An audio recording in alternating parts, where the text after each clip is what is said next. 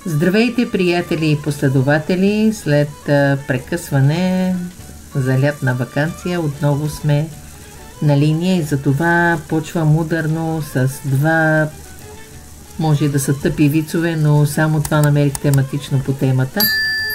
Значи, казваш ям брускета за по-кратко вместо намазана филия с кьополо.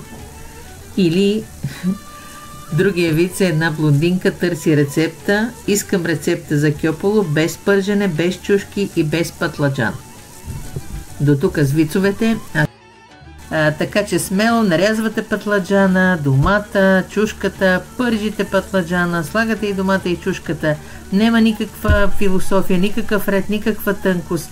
Тънкостта е в щипката любов, която ще поставите, защото тя е най-важна. И сега искам да ви кажа за две истории от моя живот.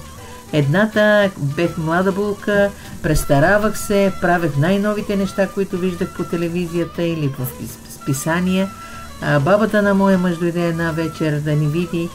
Беха вечерли с мъжа си и ние каниме и тя казва: о, така благо се натопихме с Йото.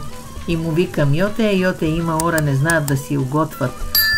Бех вика, сварила 2-3 сухи чушки и малко червен лук, изкълцах една лютика и така благо се натопихме.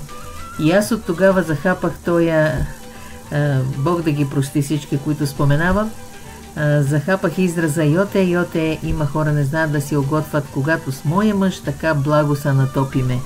Така че, мили хора, не е важно какво ще сготвиш, важно е с кой ще го споделиш и е важно този човек дали те обича.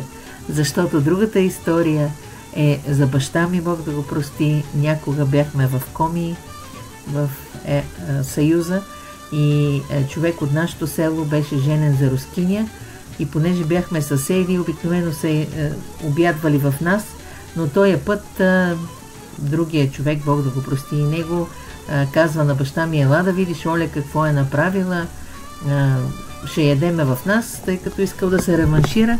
И Оля била сготвила макарони с кетчуп. Баща ми хапнал един макарон, постоял и му рекал: ей, а той виж колко е хубаво. Баща ми рекал: ей, аз не обичам Оля и не ми харесва. Ще ида да видя моята Вана, Бог да я прости и нея мама, какво ми е направила, не мога да го ям това. Така че ако обичате един човек и макарони с кетчуп ще ядете и ще ви е сладко. Затова не се притеснявайте дали ще ви се получи. Сигурна съм, че ще се получи и повече да ви е домата, и повече. Пасирате го, овкусявате с сол и чубрица и магията става. Важно е да се обичате. И аз ви обичам.